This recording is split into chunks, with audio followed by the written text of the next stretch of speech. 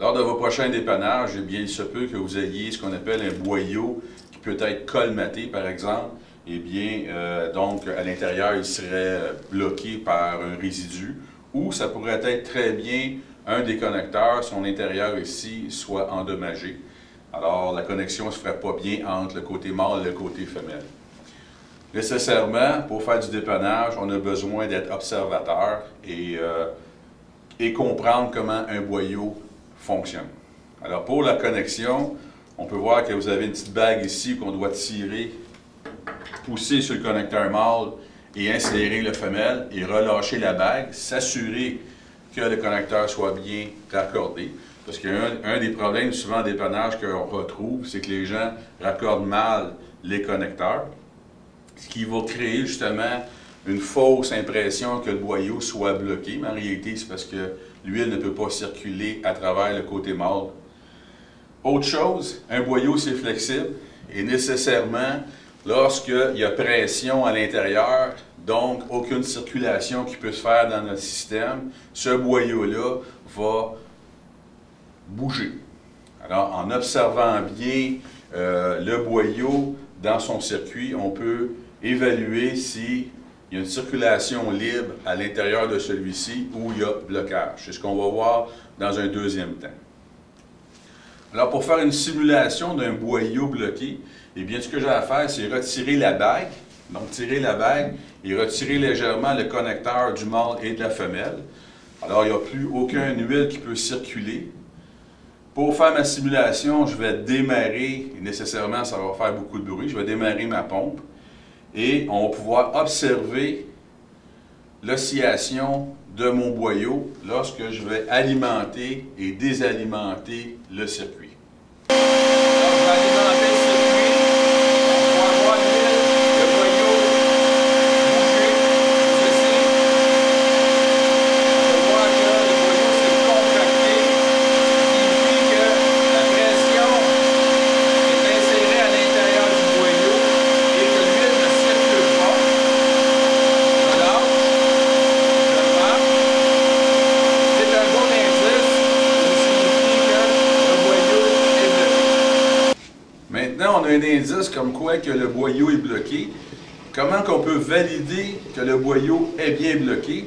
Eh bien, plusieurs choix.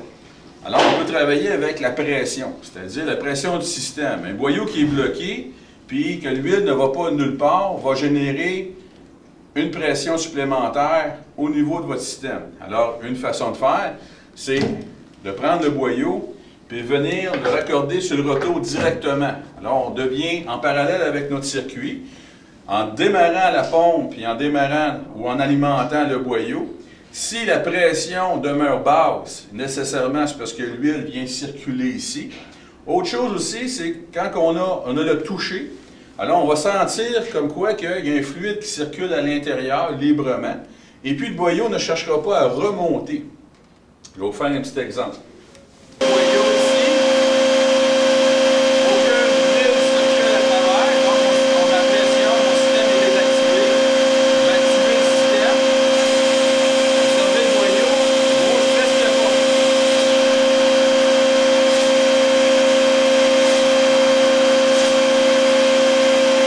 Donc, quand on le touche, on ressent le fluide qui circule à l'intérieur entre la pression et le retour.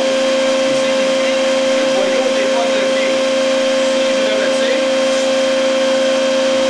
on crée une simulation d'un boyau bloqué. Observez bien ce qui va se passer. Et le mouvement.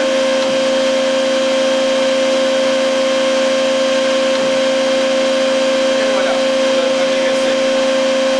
Une autre technique qui est intéressante pour valider si le boyau est bloqué, eh bien, c'est de y aller avec le débit.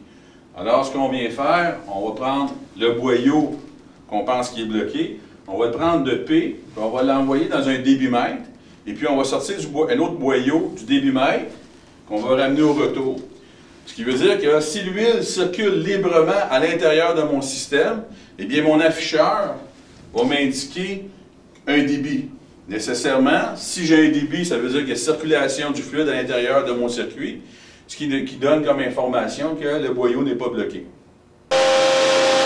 Ici, on voit l'afficheur du débitmètre qui nous indique qu'il n'y a aucun débit qui circule à l'intérieur, ou très peu.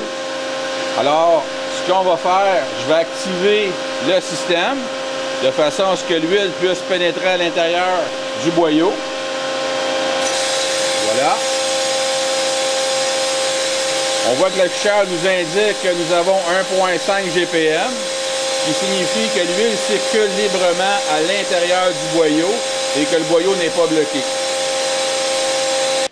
Ce qu'il faut retenir au niveau du dépannage d'un boyau, est bien nécessairement 3 facteurs. Vous aviez le toucher qu'on a parlé, et puis on a parlé aussi de l'observation.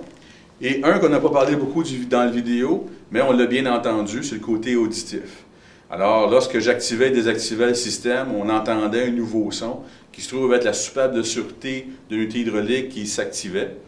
Alors, ces 3 points-là sont très importants. Il y en a d'autres qu'on va voir dans d'autres vidéos, mais ces 3-là sont à retenir pour le moment.